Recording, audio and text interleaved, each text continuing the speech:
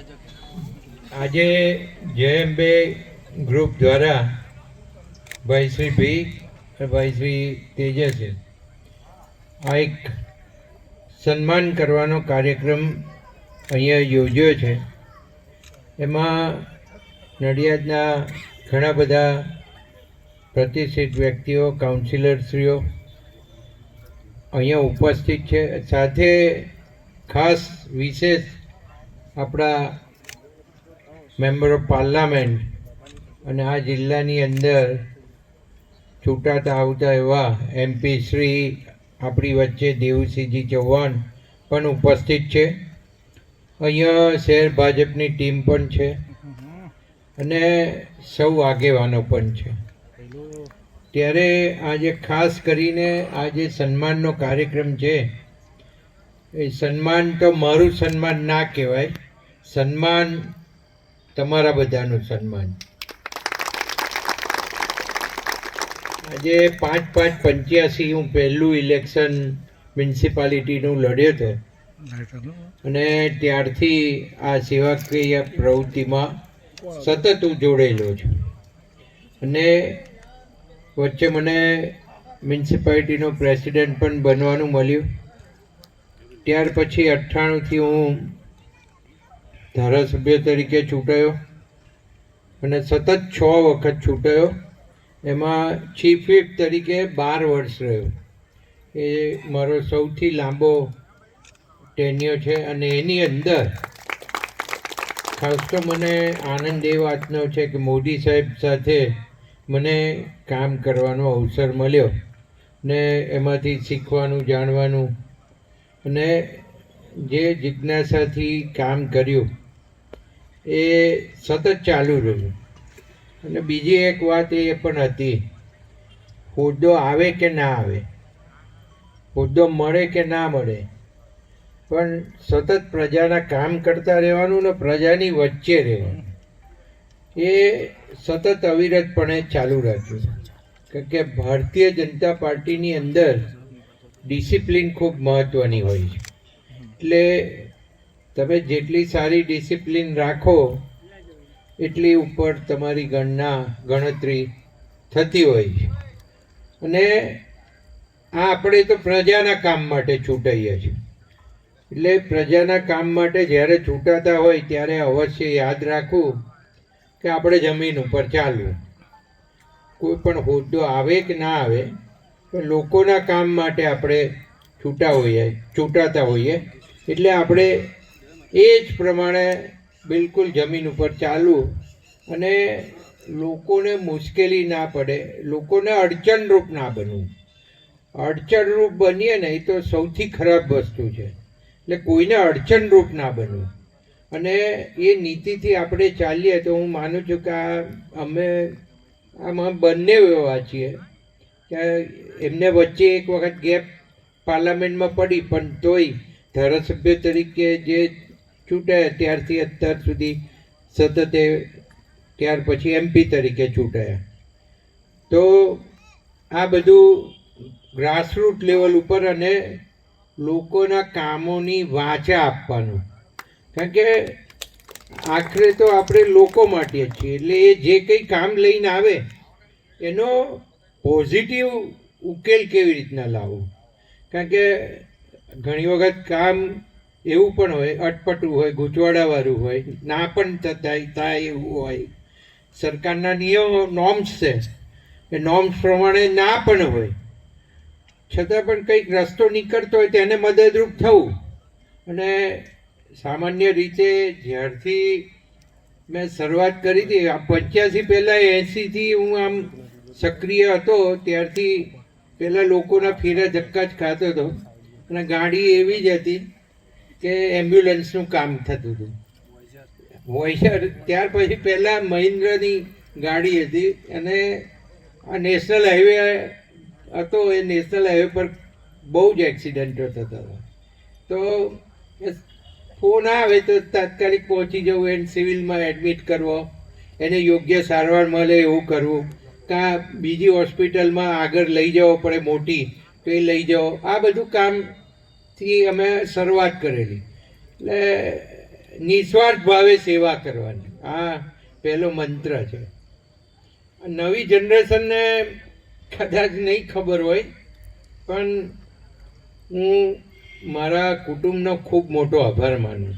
કારણ કે મારો જન્મ જે જગ્યાએ થયો છે એ નારાયણભાઈ નરસિંહભાઈ દેસાઈ ફેમિલી, એ મારા દાદા એ નરસિંહભાઈ પૂજાભાઈ અને પૂજાભાઈ જેઠાભાઈ, એટલે ટૂંકમાં અમારી પેઢીઓથી વારસાગત ધંધો એ લોકો કરતા હતા અને કરતા આવ્યા. અને ખૂબ જમીનો હતી ને અત્યારે પણ છે. એટલે કોઈ પરિસ્થિતિ એવી નહોતી કે અમારે કંઈ બીજું કરવું પડે. પણ છતાંય લગનથી જ્યારે હું કોલેજ ભણી રહ્યો અને પહેલો મેં ધંધો સ્ટાર્ટ કર્યો પંકજ ઇલેક્ટ્રિક એજન્સી આણંદથી, મેં મારી જ્યોતિની એજન્સી ટર્બાઇન મોટર સ્ટાર્ટર, અને એ કામ શરૂ કર્યું. ત્યારથી અત્યાર સુધી અમે સરકારનો કોઈ લાભ લેવાનો પ્રયત્ન નથી કર્યો. આ પહેલી બાબત છે. કારણ કે આ બધું રાજકારણમાં ખૂબ સાચવવું પડતું હોય અને એ સાચવવું જ જોઈએ. એટલે આ એક બહુ મહત્ત્વની બાબત છે. જે પણ અહીંયા ઘણા બધા રાજકારણીઓ બેઠા છે. અને બીજો સૌથી મોટો આનંદ તો એ છે કે અમારી કેરિયરની અંદર અમે ડાઘ લાગવા દીધો નથી અને એવું કોઈ કામ કરતા પણ નથી. છતાંય કોઈક પ્રચાર અપ્રચાર ચાલી જાય, પણ એ ટાઈમ બિંગ હોય. કારણ કે અપ્રચારમાં કેવું છે કે પ્રચાર કરનારા લોકો હોય અમુક, એ ક્ષણિક કોઈ એ કરી જાય છમકલું, પણ પછી જ્યારે પાછળથી પ્રજાને ખબર પડે ને ત્યારે સાચી વાત જ્યારે બહાર આવે ત્યારે ખબર પડી જતી હોય. એટલે આ બધી બાબતો કેવી છે કે ખૂબ તમારે સંભાળીને ચાલવું પડતું હોય.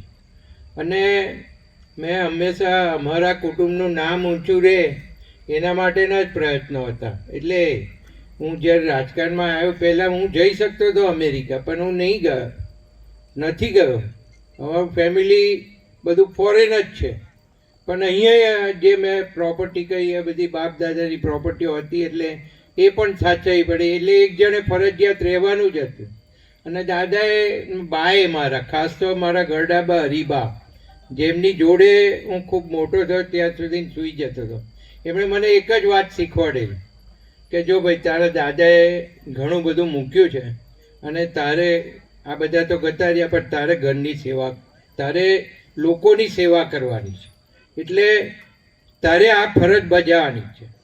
અને બીજી એક વાત એ કહું, આજે આ કોઈ નહીં ખબર હોય લગભગ, કે જ્યારે દિનસા જોડેથી છૂટો પડ્યો તે વખતે કંઈ નીકળ્યો તો કે હવે રાજકારણનો મારે કોઈ સંબંધ નહીં. આ બહુ અગત્યની વાત કહું છું. અને ત્યારે હું જ્યારે નીકળ્યો ત્યારે મને ખબર નથી કે હવે મારે શું કરવું. એટલે સૌથી પહેલાં અમે તો સંતરામ મંદિરથી જ આપણો ઉછેર થયેલો, એટલે પહેલું કઈ જવાનું તો કે સંતરામ મંદિર. તો સંતરામ મંદિર જઈ અને નાનદાસ મહારાજ પાસે જઈને ઊભો થઈ ગયો. નાનદાસ મહારાજ કહે છે શું થયું? મેં કહું કે હવે આવું કહીને હું આવતો રહ્યો છું, હવે મારે શું કરવાનું? તો કે આપણે સેવા જ કરવાની છે. એટલે મેં કહું હવે કેવી રીતે? તો કે તો તું લાગેલો રે, થઈ જ જવાનું બધું. પછી તે વખતે મને અવિચલદાસજી મહારાજ પાસે મોકલ્યો સારસા. અને સારસા જ્યારે ગયો ત્યારે મને ખબર પડી કે મારે ભાજપમાં જોડાવાનું છે. અને 97ની અંદર અડવાણીજીની જે રથયાત્રા આવતી હતી એની અંદર મને જોડવામાં આવ્યો, કરમસદની અંદર સરદાર પટેલ સાહેબના સ્ટેચ્યુ આગળ. અને જે વખતે હું જોડાયો એ વખતે મેં નિશ્ચય કર્યો હતો કે કોંગ્રેસને પૂરી તોડીશું. અને તે વખતે 97માં મને એવું ખબર નથી કે મારે 98માં MLAનું ઇલેક્શન લડવાનું છે. કારણ કે 97માં હજુ તો કેશુબાપાનો ભારતીય જનતા પાર્ટીની સરકારનો શરૂઆતનો ટાઈમ હતો. એટલે મારે કમ્પલસરી 5 વર્ષ તો જવા દેવાના જ હતા. એટલે એ સાથે જ હું તો ભાજપમાં જોડ્યો હતો અને મેં મારી સેવાકીય પ્રવૃત્તિઓ ચાલુ રાખી. પણ થયું એવું, સંજોગો એવા બન્યા, એક જ વર્ષની અંદર શંકરસિંહજી છૂટા પડ્યા અને સરકાર ગબડી ગઈ અને નવી સરકાર શંકરસિંહજીની બની. એ પણ એક વર્ષની અંદર પૂરી થઈ ગઈ અને એક વર્ષની અંદર જે 98ની અંદર ઇલેક્શન આવ્યું ને પાછું મને જય મહારાજના આશીર્વાદથી, પહેલી નાનદાસ મહારાજના આશીર્વાદથી ટિકિટ મળી ગઈ. ટિકિટ મળી, પહેલી વાર લડ્યો ત્યારે મને ખબર એ નહોતી કે આ બધું, અહીં તો તમને ખબર છે કે નડિયાદની અંદર તમારે શું શું કરવું પડે, એ બધાને ખબર જ છે. એટલે એ બધું પણ થઈ ગયું. કોણ? તો કે નાનદાસ મહારાજના આશીર્વાદ. એ થઈ ગયું, જીતીએ ગયો. એટલે ત્યારથી પછી કન્ટિન્યુ જીતતો આવ્યો અને આજે પણ આ સેવાકીય પ્રવૃત્તિ ચાલુ છે. પણ હું એટલું ચોક્કસ કહું કે આ બધું કોના લીધે? તો આ બધું તમારા લોકોના લીધે છે. અને મને બરાબર ભાન છે અને ખબર છે કે મારે શું કરવું જોઈએ અને શું ના કરવું જોઈએ. એટલે મેં મારી મર્યાદાઓ બાંધેલી જ છે. અને જીવનમાં મારા, હું 65 વર્ષ તો થઈ ગયો, પણ મેં જીવનમાં એ જે લાઈન દોરેલી હતી એ લાઈન ઉપર જ ચાલ્યો અને એના કારણે આટલે પહોંચ્યો. અને આજે મારે ખૂબ સારી વાત છે કે મને આજે પીએસસી કમિટીનો ચેરમેન બનાવ્યો. એટલે મારી પર વિશ્વાસ, ભરોસો મૂક્યો ભારતીય જનતા પાર્ટીની સરકારે. એટલે હમણાં કહ્યું એમ કે કોઈ પદ માટે નહીં, પણ સેવા માટે આપણે તૈયાર રહેવાનું. ને મારા માટે ખૂબ આનંદની બીજી વાત એ છે કે મારે હમણાં જ મ્યુનિસિપલ કોર્પોરેશન આપણે 1 વર્ષ પહેલાં, 1.25 વર્ષ પહેલાં બનાવી અને અમારી પ્રજાકીય પ્રવૃત્તિઓ ચાલુ જ હતી. કારણ કે વચ્ચે તો કાઉન્સિલર હતા નહીં, પણ બધા એક્ટિવ હતા. તો મારી ઈચ્છા એવી હતી કે 52 સીટ જીતાડી લાવીએ. અને મેં ઉપર પણ સરકારમાં ભૂપેન્દ્રભાઈ સાહેબને, જગદીશભાઈ સાહેબને, અમારા પ્રમુખ સાહેબને, સીએમ સાહેબને પ્રોમિસ આપ્યું કે 52 સીટ જીતાડી લાવીશું. પણ સંજોગો વસાત એક સીટ આપણી ગઈ. એમાં જે પ્રચાર ચાલી ગયો હોય, પણ કોઈ મન દુઃખ લગાડવાની જરૂર નહીં.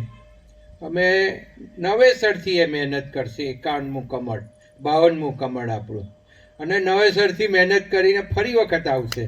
પણ આનંદ એ વાતનો છે કે 51 સીટ જીત્યા.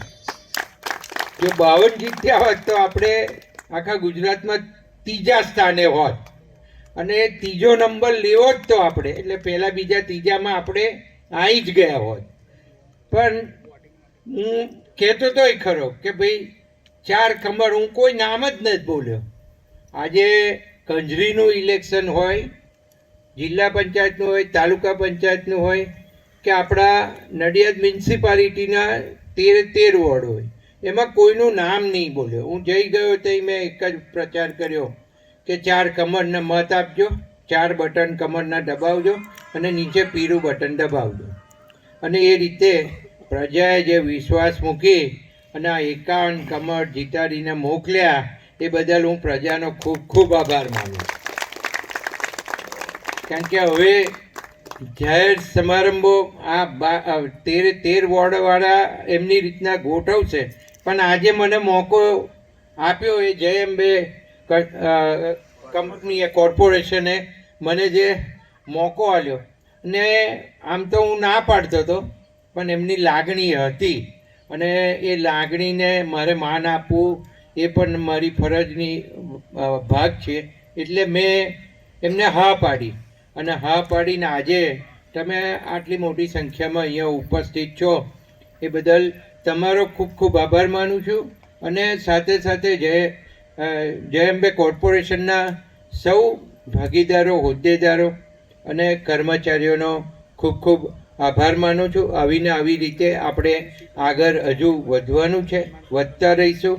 અને મને જે કામગીરી સોંપી છે એમાં ડાઘ ના લાગે એ રીતના મારી કામગીરી ચાલુ રહેશે. અસ્તુ. ભારત માતા કી જય. વંદે માતરમ.